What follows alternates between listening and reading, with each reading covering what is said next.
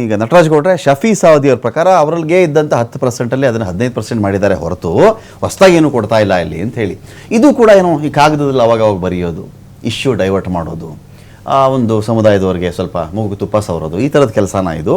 ಮತ್ತು ಈಗ ನೀವು ಸಾಚಾರ್ ಕಮಿಟಿ ಹೇಳಿ, ಇನ್ನೊಂದು ಕಮಿಟಿ ಹೇಳಿ, ಯಾವುದೇ ವರದಿ ಹೇಳಿ, ಸಾಚಾರ್ ಕಮಿಟಿ ವರದಿ ನಾವು ಹಿಂಗೆ ಜಾರಿ ಮಾಡಬೇಕು ಅಂತ ಇದೀವಪ್ಪ, ಏನು ಸೆಷನ್ ಏನು ತುಂಬ ದೂರದಲ್ಲಿಲ್ಲ, ಸೆಷನಲ್ಲಿ ಡಿಸೈಡ್ ಮಾಡಿ ಇದನ್ನ. ಕ್ಯಾಬಿನೆಟ್ ಅಲ್ಲಿ ಮಾತಾಡ್ಬಿಡೋದು, 3-3 ಜನ ಡಿಸೈಡ್ ಮಾಡ್ಬಿಡೋದು, ಮುಗಿದೋಯ್ತು ಅಲ್ಲಿಗೆ. ಈಗ ನೋಡಿ ಚರ್ಚೆ ಆಗ್ಲಿ ಬಿಡಿ.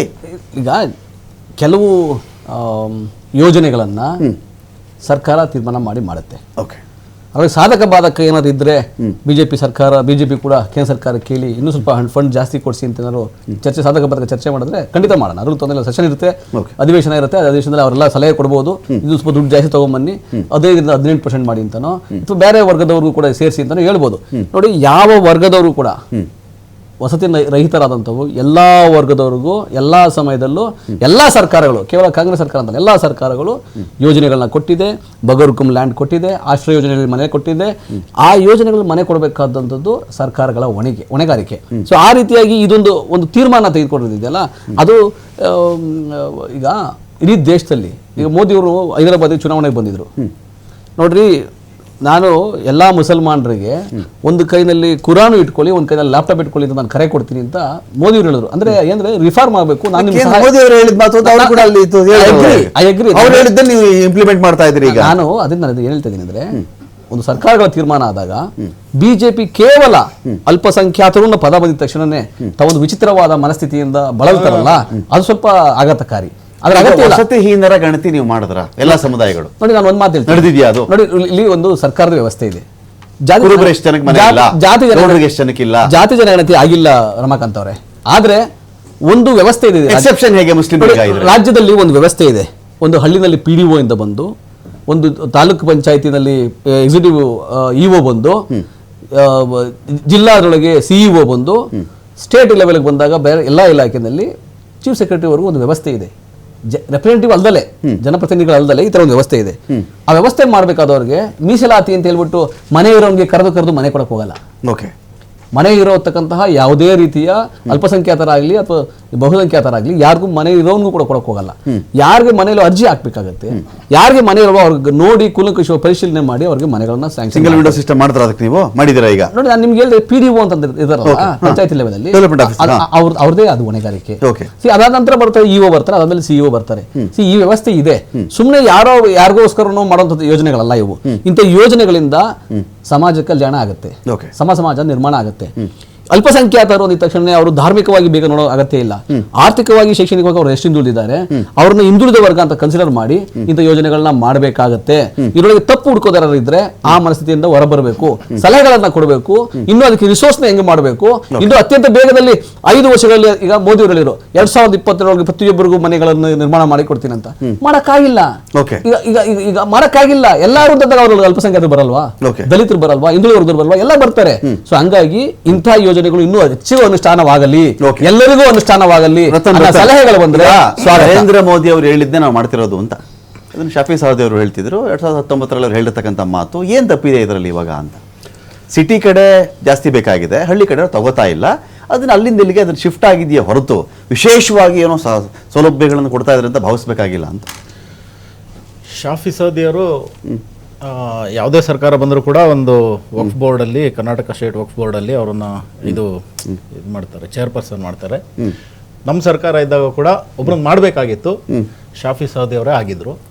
ಅವರಿಗೆ ಬಹಳ ಚೆನ್ನಾಗಿ ಗೊತ್ತಿರಬಹುದು ನರೇಂದ್ರ ಮೋದಿ ಸರ್ಕಾರ ಹೇಗೆ ಸಬ್ಕಾ ಸಾಥ್, ಸಬ್ಕಾ ವಿಕಾಸ್, ಸಬ್ಕಾ ವಿಶ್ವಾಸ್ और ಸಬ್ಕಾ ಪ್ರಯಾಸ್ ಅನ್ನ ಫಾಲೋ ಮಾಡ್ಕೊಂಡು ಹೋಗುತ್ತೆ ಅಂತ.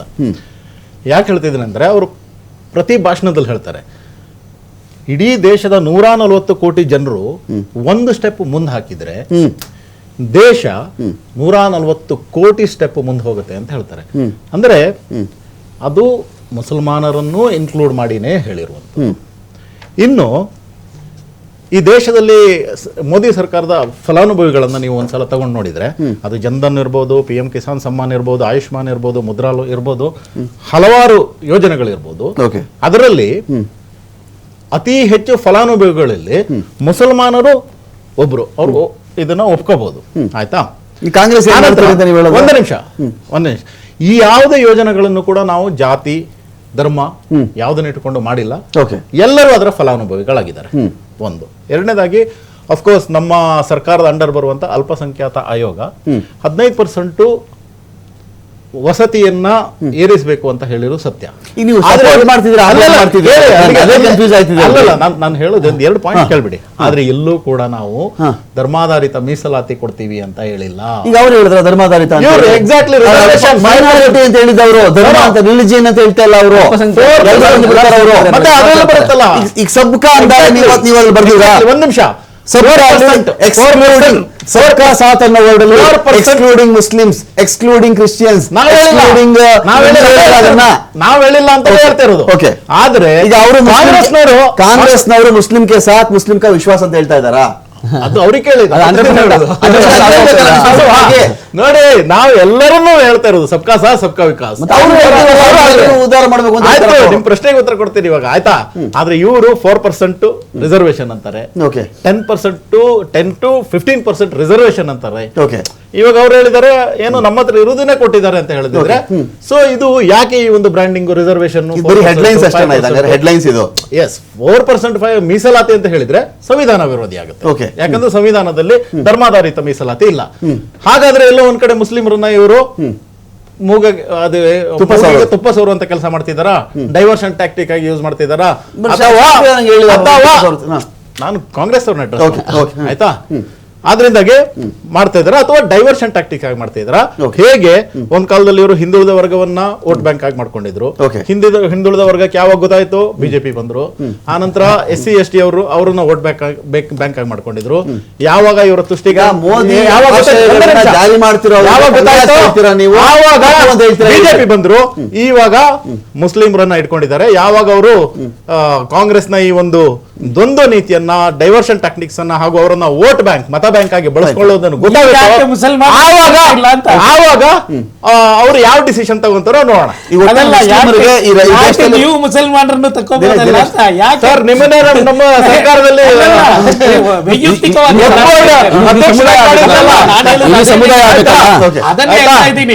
ನೋಡಿ, ನೀವು ಅಧ್ಯಕ್ಷರಾಗಿದ್ದಾಗ ಕೆಲಸ ಮಾಡಿರ್ತೀರಾ ಅನ್ಕೊಳ್ತಾರೆ. ಇಡೀ ಸಮುದಾಯದ ಬಗ್ಗೆ ಅದನ್ನೇ ನಾನು ಹೇಳ್ತಾ ಇರೋದು. ಅವರು ಸೇರ್ತಾರೆ. ಸಬ್ಕಾ ಸಾಥ್ ಸಬ್ಕಾ ವಿಕಾಸ್ ಅಂತ ಹೇಳಿ ಶಾಫಿ ಸೈದಿ ವಿಕಾಸ ಅಲ್ಲ, ನಿಮ್ದು ವಿಕಾಸ ಅಲ್ಲ, ಎಲ್ಲರ ವಿಕಾಸ ಅಂತ ಹೇಳುವಾಗ ಸಮುದಾಯವನ್ನು ಯಾಕೆ ನೀವು ಇನ್ನೂ ಇಲ್ಲ ಅಂತ ಹೇಳ್ತಾ ಇರೋದು? ಆ ಸಮುದಾಯ ಏನು ಅನ್ಯಾಯ ಮಾಡಿಲ್ಲ, ಒಂದು ನಿಮ್ಗೆ ಗೊತ್ತಿದೆ. ಅದಕ್ಕೆ ನಿಮ್ಮನ್ನು ಮಾಡಿರುವಂತ ಎಲ್ಲ ಎಷ್ಟೋ ಲಕ್ಷಾನುಗಟ್ಟಲೆ ಜನರನ್ನು ತಗೊಂಡು ಬಂದು ಅವರಿಗೆ ಏನೋ ಒಂದು ಇದರಲ್ಲಿ ಇದು ಅಧಿಕಾರ ಕೊಡಕ್ಕಾಗಲ್ಲ. ಯಾರೋ ಒಬ್ರು ಸಿಗುತ್ತೋ ಅವರು ಆ ಸಮುದಾಯವನ್ನ ರೆಪ್ರೆಸೆಂಟ್ ಮಾಡ್ಲಿ, ಅವರನ್ನ ಉದ್ಧಾರ ಮಾಡ್ಲಿ ಅಂತಾನೆ ಮಾಡಿರುವಂತದ್ದು. ಬೋರ್ಡ್ ಅಲ್ಲಿ ಏನು ರಮಾಕಾಂತ್ ನಾವು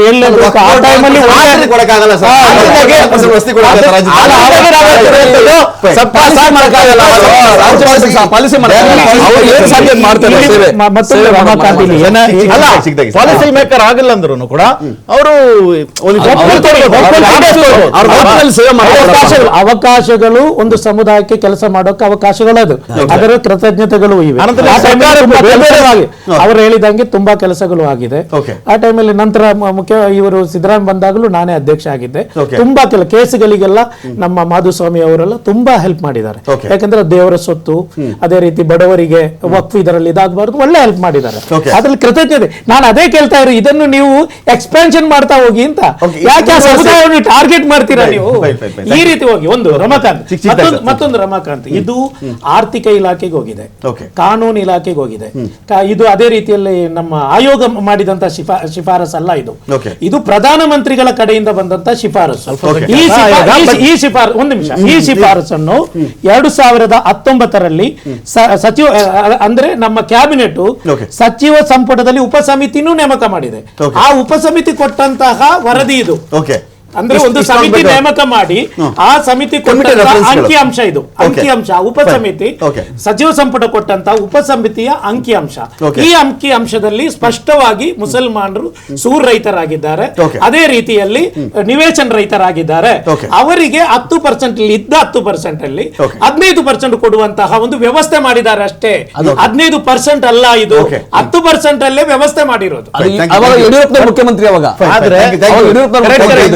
ಇವರು ಸಬ್ಕಾ ಸಾಥ್ ಅಲ್ಲ, ಇದೇ ಸಬ್ಕಾ ಸಾಥ್ ಸಬ್ಕಾ ವಿಕಾಸ್ ಬಗ್ಗೆ ಅವರು ನೋಡೋಣ, ಇದು ಹೇಳ್ತಾ ಇದ್ದಾರೆ. ಯಾವುದೇ ಯೋಜನೆಗಳಾದಾಗ ಅದರ ಇಂಪ್ಲಿಮೆಂಟೇಷನ್ ಪಾರ್ಟ್ ಇದೆಲ್ಲ ಬಹಳ ಬಹಳ ಮುಖ್ಯ. ಅದು ಬರೀ ಪೇಪರ್ಗಳಲ್ಲಿ ಉಳಿಯದೆ, ಟಿ ವಿಗಳ ಹೆಡ್ಲೈನ್ಸ್ಗಳಲ್ಲಿ ಮಾತ್ರ ಅದು ಮಿಂಚದೆ, ನಿಜವಾಗ್ಲೂ ಮನೆ ಇಲ್ಲದವ್ರಿಗೆ ಮನೆ ಆಗಬೇಕು ಅನ್ನೋದು ಅದು ಯಾವುದೇ ಸಮುದಾಯದವರಾದರೂ ಅಷ್ಟೇ.